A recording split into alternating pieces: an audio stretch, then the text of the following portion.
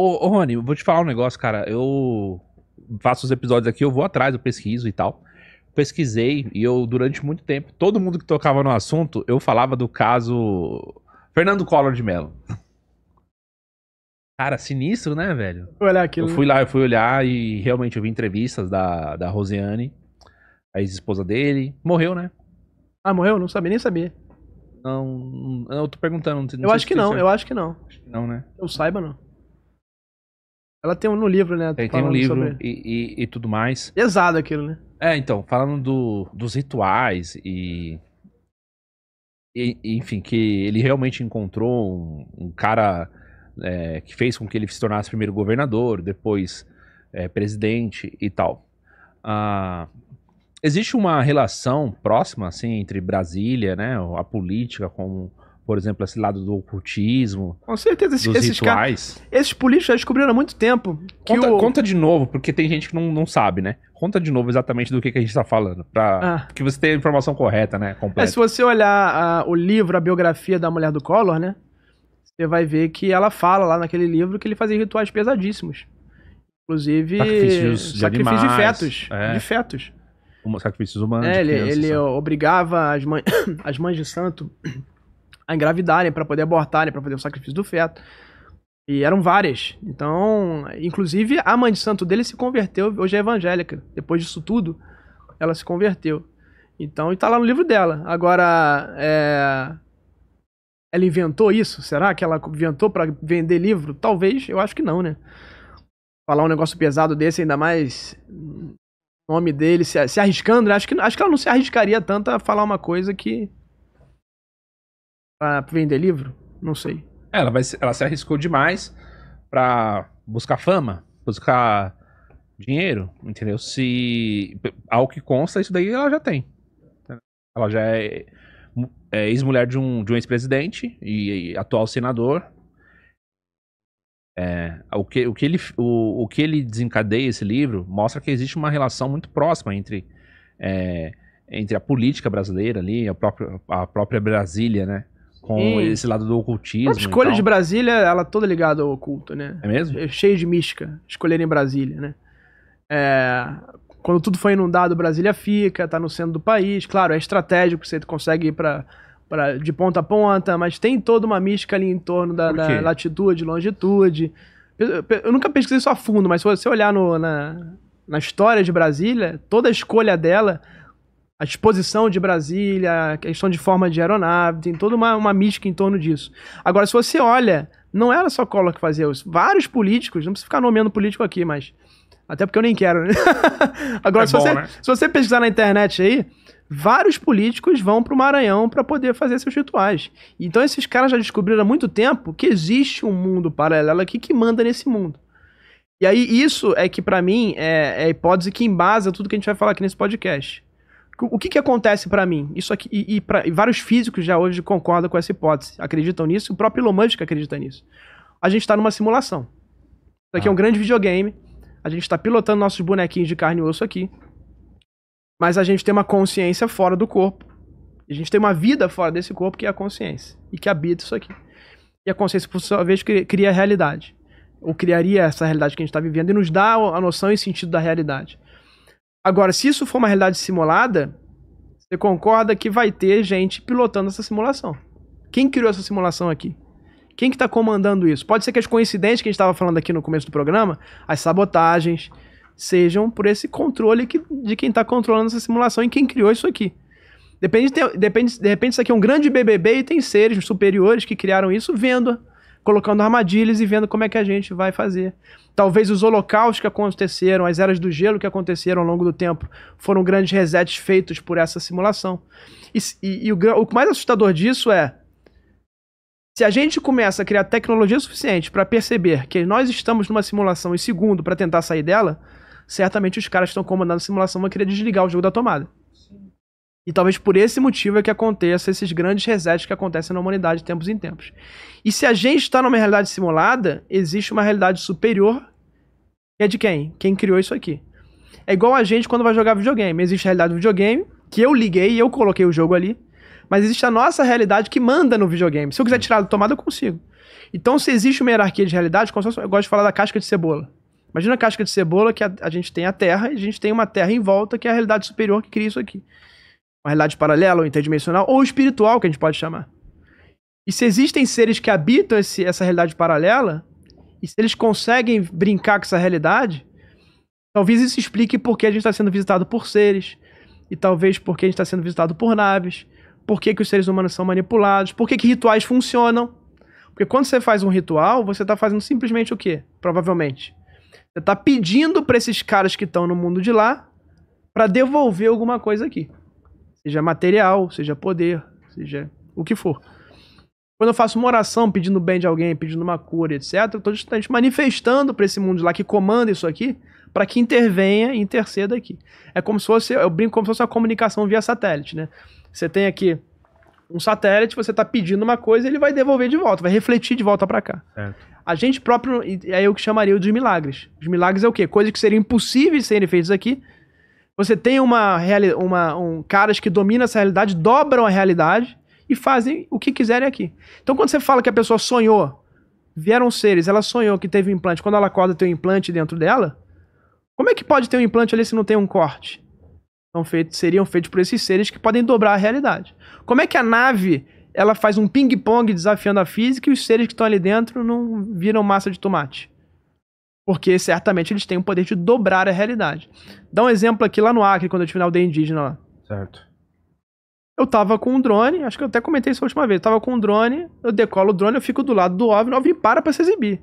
Na altura de uma árvore, 30 metros. Eu paro com o drone, a imagem do drone toda preta. E deixou gravando. Ele ainda falou, eu vou deixar você gravar ainda. E brincou com a resolução, diminuiu a resolução, tirou o som. Outra, no Acre ainda. Você filma o troço, com a câmera em zoom, de perto. Ele deixa você olhar a imagem. Eu tô no monitor olhando a imagem. Ah, já viu? Tá satisfeito? Ele derruba a imagem e quando volta é outra coisa. Ruído, chiado, você não vê direito as características. Então, assim, não é uma simples interferência. Esses caras estão dobrando a realidade, que eles são capazes de fazer qualquer coisa aqui. Qualquer coisa, por mais absurda que seja. Então, assim, eu achava antigamente que eram civilizações extraterrestres vindo aqui, causando interferência no celular, na câmera. Hoje em dia, não. Pelo que eu vi no Acre, eles são capazes de dobrar a realidade, fazer coisas que não seriam possíveis. É mais do que uma interferência. Mas por que os rituais, o sacrifício, né? Porque, por exemplo, sacrifícios... A gente vê algumas maldades na vida. Você pode pensar, pô, esse cara de repente estava possuído. Você deu o exemplo do padre, por exemplo. Tem um cara que essa semana ele cortou as patas do cavalo. Não sei se a população estava revoltada, querendo acabar com a vida do cara. Você pensa, pô, se de repente, ou esse cara tá fazendo isso porque ele tem que prestar algum sacrifício, ou de repente ele foi possuído e fez alguma coisa do tipo. Tem vários psicopatas serial killers que falam, né? É muito comum você ouvir isso. Na hora que eu tava fazendo, eu não lembro de nada. Não era eu tava num transe. Ou então ele fala assim, me mandaram, aí vem a esquizofrenia, né? Me mandaram, tinha uma voz que me mandava fazer. Hoje a medicina, a psiquiatria fala que isso é esquizofrenia, né? Agora, e se a esquizofrenia, não tô falando de tudo, mas se parte do que falam que é esquizofrenia for esses caras atuando aqui nos humanos, controlando a gente. Ou se a parte da esquizofrenia for um filtro do meu cérebro desativado em que eu consigo começar a ver e perceber a realidade que... Porque imagina se você conseguisse ver tudo aquilo que habita aqui. A gente só consegue enxergar do vermelho ao violeta e só consegue ouvir de 20 a 20 mil Hz. Por quê? Porque primeiro nosso cérebro tem a capacidade limitada de processamento e pra você não ficar maluco. Um determinado momento estabiliza. Imagina você ver no infravermelho, você enxergar no ultravioleta, você ouvir no infrassom, você ouvir no ultrassom. É tanta informação desnecessária que você fica louco. Então, pra mim, o nosso cérebro, o nosso corpo, ele é todo sintonizado pra viver o quê? Pra trancar a gente o quê? Nessa realidade. Quem criou isso aqui não tá interessado que a gente comece a enxergar outro lado. Porém, agora com a tecnologia, a gente começa, assim, a enxergar isso. Então, assim, eu não duvido nada que alguns casos de esquizofrenia sejam simplesmente filtros no cérebro desativados e a pessoa começa a enxergar um mundo que o nosso corpo humano tem tudo travado por conta de questão evolutiva. Uma proteção mesmo, um disjuntor ali que tá ali pra gente não observar, pra não ficar louco. Então, mas voltando ao caso lá do Collor, dos rituais, mas pra você ganhar poder, Uhum. que a ex-esposa dele relata e tal. Quando você olha assim, por que sacrifício? Por que tirar a vida de alguém? Por que tirar a vida de crianças, de fetos, de animais? Porque eles se alimentam de alguma forma, isso dá pra eles também alguma forma de energia? O que eu acredito é o seguinte: se esses seres que estão nesse mundo interdimensional, ou espiritual, dê o nome que for, pudessem entrar aqui e acabar com a humanidade, eles já teriam entrado, concorda? Eles não entraram. Então, se eles não entraram e não invadiram isso aqui, existe alguma proteção, alguma trava, alguma lei universal. E aí, o que eles têm que fazer, então, para conseguir isso? Recrutar humanos. A única forma deles interagirem, então, com o mundo, se eles não podem entrar aqui diretamente, é recrutar humanos para fazer isso. Então, quando você recruta um humano e você fala para ele, olha, eu mando no mundo material, só que eu não consigo destruir isso aqui diretamente. Eu não consigo ir e matar alguém diretamente. Mas eu posso o quê? Te dar dinheiro, te dar poder. Eu posso te seduzir, eu posso te comprar a sua alma para você, em troca disso, fazer o que eu quero, que é matar um ser vivo. E às vezes um ser vivo mais puro, que é, por exemplo, um pequeno animal, uma criança. Pra quê? Pra alimentar, como você falou, talvez, esse ser que não quer, que quer nada mais do que destruir a humanidade. Pra mim, o que esses seres estão fazendo é manipular a humanidade, fazer jogos aqui, manipulações, e no final ter a destruição. É isso que esses seres querem. E pra isso eles precisam dos humanos. E aí tem várias portas pra você abrir o mundo pra esses caras. Porque se todos os humanos pudessem ser influenciados, você concorda que todos os humanos estavam sacrificando animais e pessoas? Concordo. Não estão. É uma minoria. Por que é uma minoria? Aí vem as portas. Esses seres talvez só conseguem entrar se você permitir. Tem que partir de você. A chave está na nossa consciência. Seria essa coisa mais valiosa que a gente tem. Tem pessoas que são mais suscetíveis a outras. Tem. Então, assim, alguns mecanismos que eu tenho pesquisado de pessoas que têm chegado até a mim. O clássico é esse. Quem mexe com ocultismo, quem mexe com magia negra, vai ser visitado por esses caras. 100% de certeza. O ocultismo que você tá falando, dá pra gente falar, tipo assim, a pessoa tá falando de satanismo? Ou satanismo, ou bruxaria. É o que não está enquadrado ali como nos limites de uma religião. Existem religiões que fazem rituais de sacrifício? Existem. E é muito perigoso fazer isso por conta desse motivo. Eu não tô falando que o cristianismo é a religião mais certa do mundo, tem um monte de problemas. Mas eles proíbem rituais. Eles proíbem mexer com o oculto. Por quê, provavelmente? Porque eles sabem, eles são conservadores. Eles sabem que se você fizer isso sem proteção, isso vai se virar contra você. Conversando com algumas pessoas da área religiosa, eles explicam o seguinte, que a ideia de Abraão sacrificar Isaac, né, de subir um monte e sacrificar o próprio filho, soou pra gente como um absurdo, que Deus manda um pai sacrificar o próprio filho. Só que no contexto daquela época, era normal o sacrifício de crianças. Era normal. Cultural, né? Cultural. Os incas faziam isso. Os incas faziam isso. Fazia parte daquela realidade. Então as pessoas subiam os montes, iam lá e jogava, por exemplo, o filho no... Tem esse negócio de jogar no penhasco, né? De jogar, por exemplo, num vulcão, como foi relatado que aquele vulcão que a brasileira morreu lá na Indonésia. Esse ritual era um ritual que acontecia de verdade nos tempos passados. E naquela região ali onde vai surgir a tribo de Israel, vai por justamente mostrar que Deus, o verdadeiro Deus, não manda esse tipo de coisa. E na verdade, a partir de agora, você não sacrifique seu filho e você terá uma descendência a partir dali. Você terá uma descendência, povoará toda a terra, se espalhará pelo mundo, né? E será a nação do Senhor e assim por diante. E aí eles falam que era justamente para mostrar que essa religião, né, do Deus de Israel é diferente de todas as outras da época. E envolve essa questão do sacrifício de criança. O católico apostólico romano, né, ele quando Jesus se sacrifica pela humanidade, eles falam, olha, o último sacrifício foi... Antes eles permitiam o sacrifício. E quando Jesus sacrifica na cruz, ele fala, o Jesus foi o último sacrifício. Então, vocês não precisam ter mais nenhum sacrifício. Agora, os judeus, eles só não sacrificam porque eles não têm o templo foi destruído. Quando o templo for reconstruído na volta do Messias, eles vão voltar a sacrificar.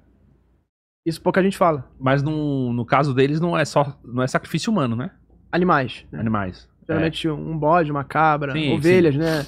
O sacrifício de doação, no caso. Isso.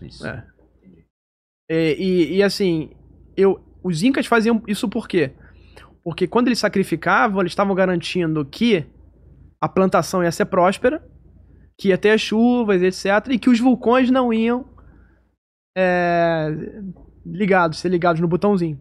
Não iam ter as erupções para destruir o que eles construíram. Então eles faziam o sacrifício disso. E por que sacrificar crianças, né? Eles sacrificavam crianças porque talvez isso tenha um poder maior no mundo material. Então essas criaturas se alimentam desses sacrifícios para poder...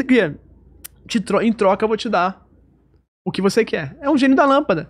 O djinn do islamismo, que pode ser o bom ou o ruim, ele é um gênio da lâmpada. Você tá o quê? Esfregando a lâmpada. O que é esfregar a lâmpada? É fazer um ritual. A ritualística. Ali é uma grande metáfora para um ritual, né? E quando você esfrega a lâmpada, sai o gênio e você faz o quê? Um pedido. E ele te dá aquilo. Só que em troca ele vai pegar alguma coisa. É o estelionatário, né? É aquele cara que vai te enrolar. Então alguma coisa ele vai ter em troca de você. Você vai ter dinheiro, às vezes vai ficar milionário, mas ele vai pegar de volta, talvez, a sua consciência, a sua alma. As pessoas, muitos deles que mexem com isso, têm depressão, tem problema de saúde, tem questão de vômito recorrente. Isso é comum, vômito recorrente. Os, entre aspas, satanistas, por exemplo, eles passam por isso, então? Muito. Muitos têm abduções. Algum ex-satanista já te procurou? Sim. Vários. E contato com vários. E relatam isso? Eles relatam abduções, relatam vômitos frequentes. Em vários planos de saúde. Então, assim, mas eles conseguem as coisas. Isso é importante deixar claro aqui.